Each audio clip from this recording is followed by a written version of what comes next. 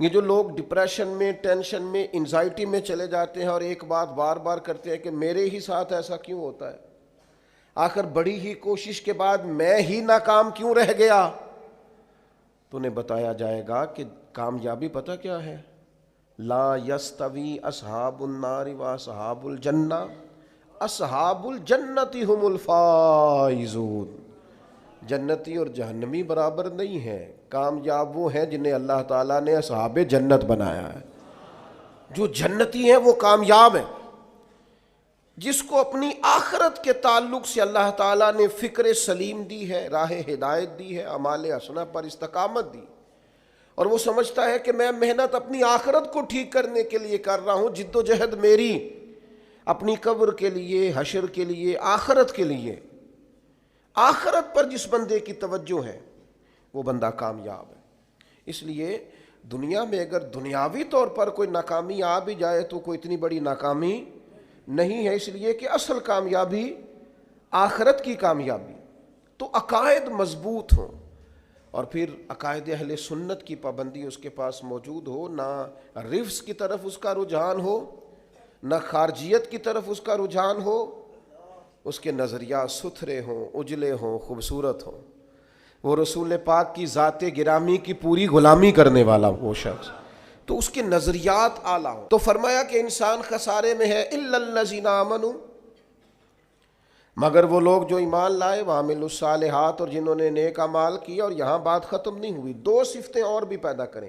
یہ دو باتیں ان کی اپنی ذات تک تھیں، آمنوا وعملوا الصالحات، یہ دو باتیں ان کے اپنے لیے تھیں۔ اب وہ سوسائٹی کو کیا دیں؟ دو کام معاشرے کے لیے بھی کریں، وتواصوا بالحق، حق بات کی نصیحت کریں وہ معاشرے میں، خیر کی بات کی نصیحت کریں، وائرل باتیں نہ کریں کہ آج کل یہ موضوع چل رہا ہے تو ذرا میں اس پر بولوں گا تو کچھ ویوز میرے بھی بڑھ جائیں گے، وائرل باتیں نہیں کریں۔ وہ وتواصوا بالحق، وہ حق بات کی نصیحت کریں، کلمہ حق کہیں اور حکمت کے ساتھ کہیں، ادعو الی سبیل ربک بالحکمہ، دانائی کے ساتھ کہیں، لوگوں کو سمجھانے کی نیت سے کہیں، کلمہ حق ان کی زبان پر آئے۔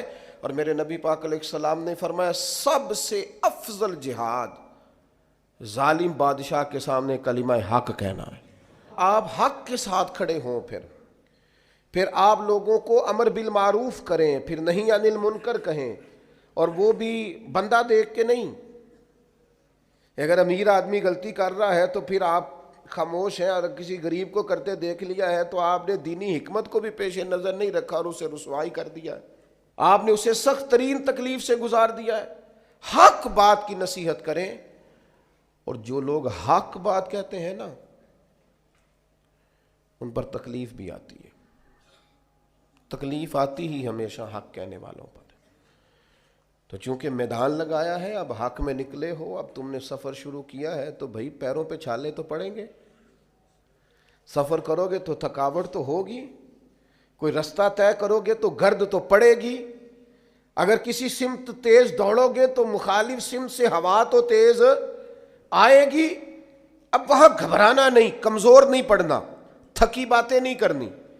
اب ایسا نہ ہو کہ تم نے معذرت خواہانہ رویہ اختیار کیا، وتواصوا بالحق وتواصوا بالصبر، وہ حق بات کی وصیت کرتے ہیں اور ایک دوسرے کو صبر کی تلقین کرتے ہیں۔